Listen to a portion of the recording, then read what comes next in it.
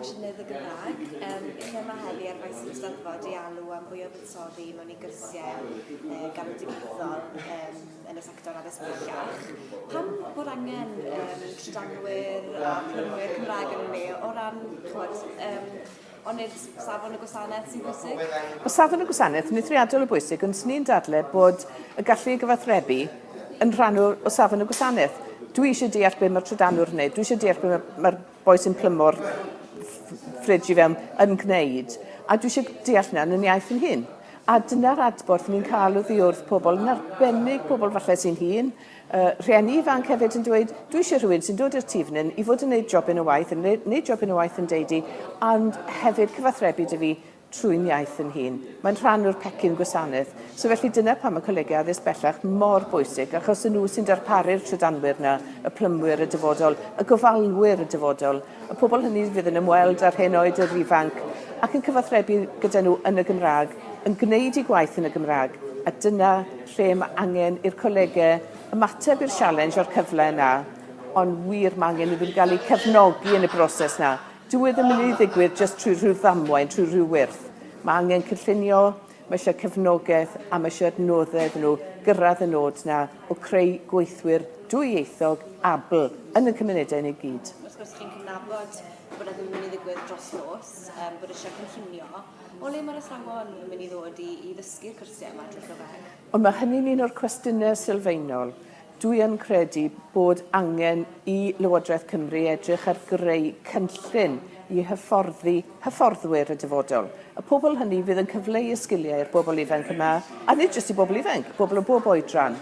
Ond mae rhaid I ni gynllunio gweithlu dwyieithog. Dyw hwnna ddim wedi digwydd o ran addysg bellach, a mae angen fydd digwydd. Mae'n hen bryd bydd yn digwydd nawr, bod yna gynllun 10 mlynedd o recriwtio bobl I fod yn ddarlithwyr mewn colegau addysg bellach, ond rhoi sgiliau ieithyddol iddyn nhw weithio mewn modd priodol. A mae 12 coleg addysg bellach yng Nghymru.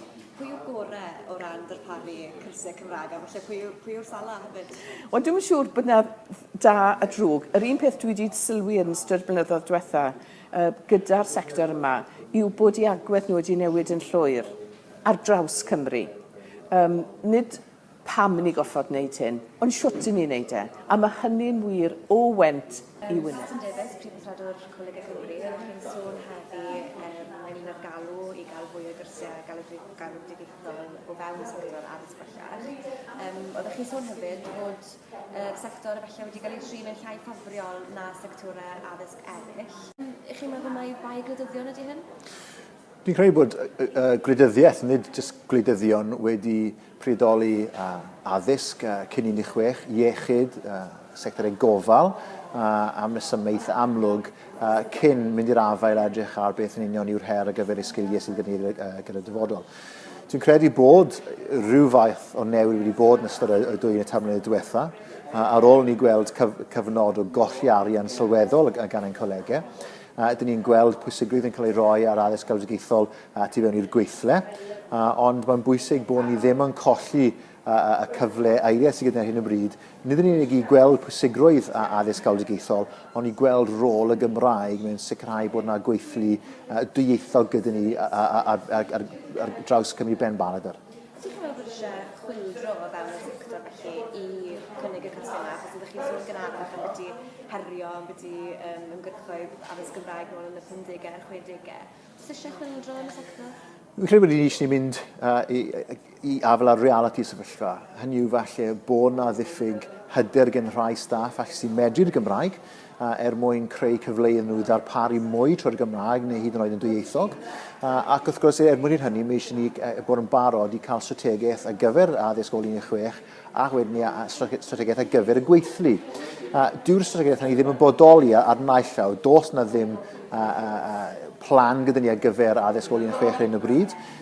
Does na ddim yn deillio hynny cynllun gyda ni ar gyfer hyrwyddo a codi safonau yn staff. Am mhob sector, nid jyst yn themau ei defnyddio o'r iaith Gymraeg. Felly mae rhaid ni'n bod yn barod I gofyn ac I gweithio, os oes rhaid, ni am y fas strategaeth hynny ac yn rhan o strategaeth hynny bod yna le i addysgu ar addysgwyr trwy'r Gymraeg. Felly, mae eisiau herio gwleidyddion da yma i Caerdydd, dyna beth sy'n eisiau. Yn sicr, fi'n credu bod eisiau gwneud dau peth. Fel elusen, dyn ni yna i eirioli ac i herio. Dyna prif pwrpas Colegau Cymru.